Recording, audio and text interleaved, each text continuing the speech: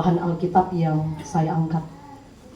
Nah, kasih dan damai adalah dua hal yang tentu dibutuhkan oleh semua orang dalam menjalani hidup. Baik itu dalam kehidupan kita bermasyarakat, dalam kehidupan kita persekutuan, dan terutama juga dalam tiap-tiap keluarga. Nah, kita membayangkan kalau dalam kehidupan ini kasih dan kedamaian itu tidak ada, kira-kira apa yang akan terjadi? Tentu yang terjadi adalah pertengkaran, perselisihan, bahkan kehancuran.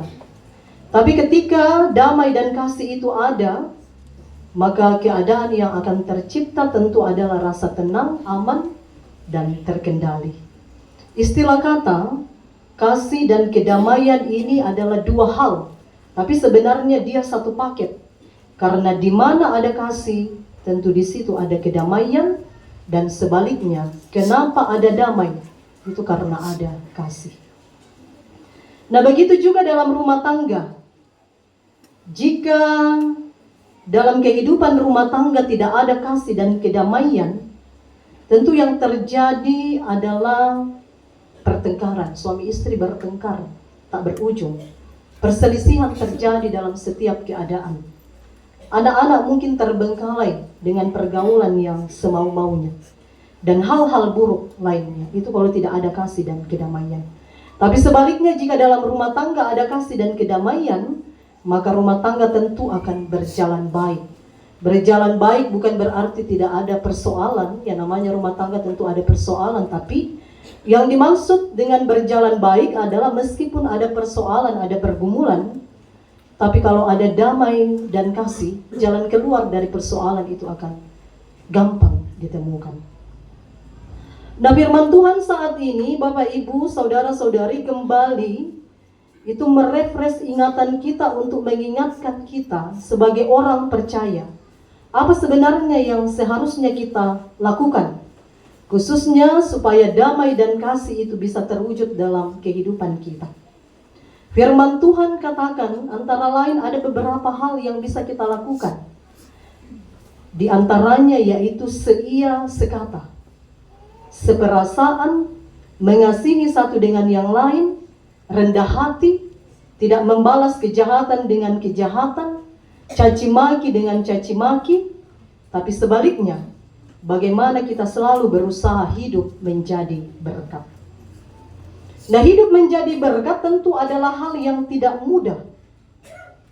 Misalnya dalam hal tidak membalas kejahatan dengan kejahatan. Tentu kita semua sepakat ini sesuatu yang tidak mudah. Sebab kecenderungan manusia adalah membalas. Bahkan kadang tersimpan rasa tidak puas kalau kita tidak membalas. Suami atau istri melakukan sesuatu yang tidak kita sukai, ya nanti kita puas kalau kita membalas. Oh tunggu, saya akan balas. Mika-maka siar yang po dalam hati rencana untuk membalas.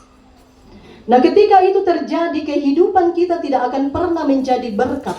Sebab nanti kehidupan kita menjadi berkat ketika dikatakan firman Tuhan, kita tidak membalas kejahatan dengan kejahatan. Kita akan melihat pada waktu kapan nasihat dari Petrus ini diberikan kepada jemaat-jemaat Kristen. Menarik Bapak Ibu Saudara-saudari bahwa nasihat dalam surat Petrus ini itu ditujukan kepada umat-umat Tuhan ketika mereka berada di perantauan dan sedang menghadapi penganiayaan yang hebat. Jadi keadaan mereka bisa dikatakan sedang berada dalam keadaan yang tidak baik-baik saja. Sebab mereka sementara mendapat perlakuan buruk dan penganiayaan dari penguasa yang waktu itu membenci kekristenan. Orang percaya pada waktu itu dianiaya dan bahkan nyawa mereka menjadi taruhan dan terancam.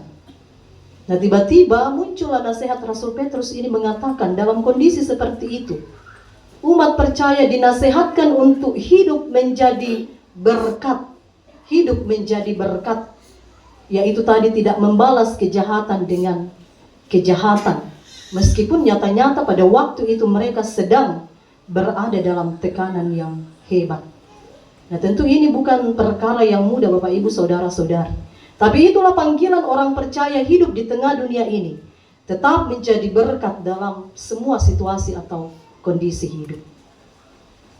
Nah, saudara-saudari, khususnya kedua mempelai yang berbahagia, nasihat firman Tuhan ini tentu berguna bagi kehidupan kita, lebih khusus dalam menjalani kehidupan, bahkan kehidupan rumah tangga. Baik itu bagi saudara Manti dan Eka yang rumah tangganya baru akan terbentuk dan baru akan dijalani, maupun kita yang sudah berumah tangga.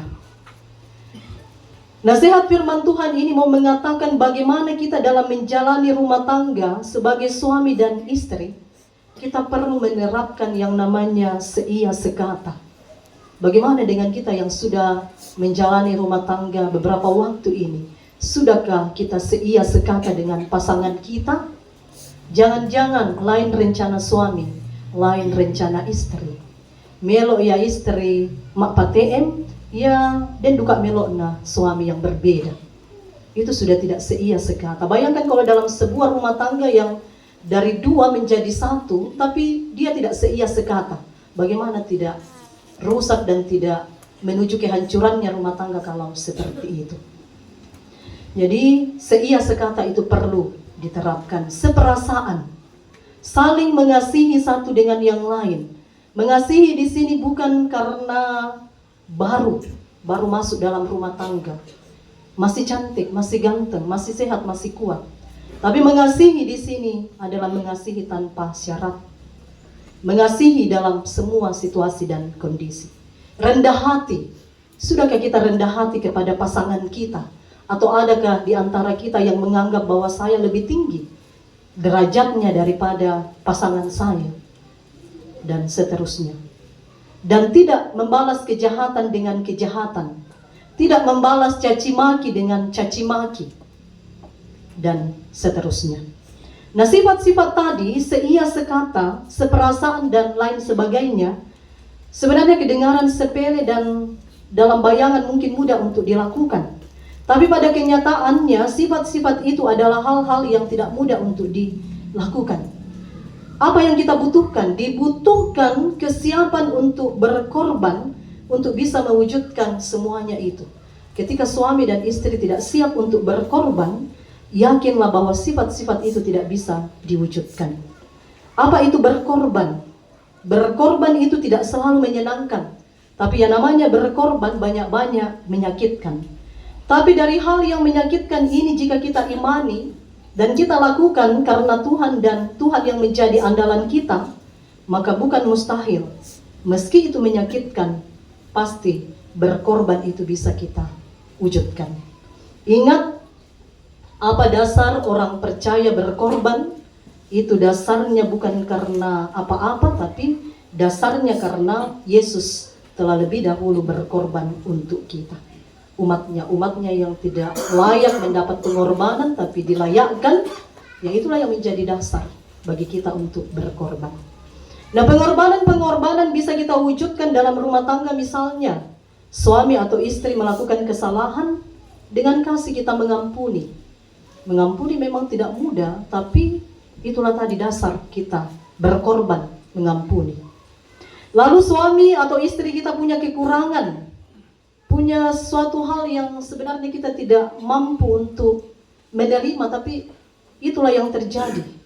Dengan damai kita harus menerima dan bersama-sama memperbaikinya. Itu adalah pengorbanan.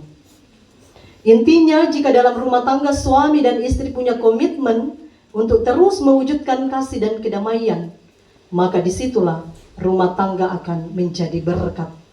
Berkat bagi rumah tangganya sendiri, dan juga berkat bagi orang lain.